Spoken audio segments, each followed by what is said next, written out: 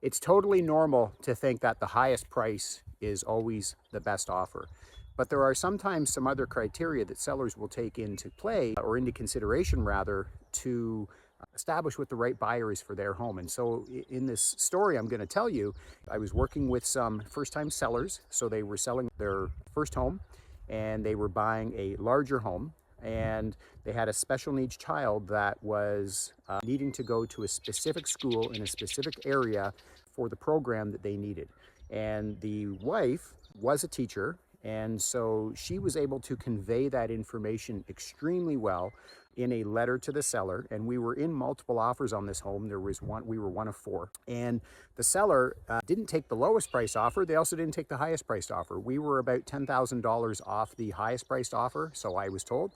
And the seller chose to take our offer because they really identified with the story of our client. And so there are a few criteria that sometimes you can leverage as a buyer when you're in a difficult market, that you may not be able to do it every time. No tool in the toolbox works every single time, right? And so there are basically four criteria that as a buyer you can leverage in an offer. So you may not have the most money down, you may not have the highest price, you may not have a lack of conditions, and you may not have an ideal closing date, but those are the four things: closing date, price, conditions or lack thereof, and the amount of deposit. So if you can leverage any one of those, so when working with buyers, it's important to know what the pain point, what the button is to push for the seller to make our offer as strong as possible. So again, I know the highest price is the best offer is always the narrative out there, but it's not always the case. Now it is a little, I would say it's the exception, not the rule.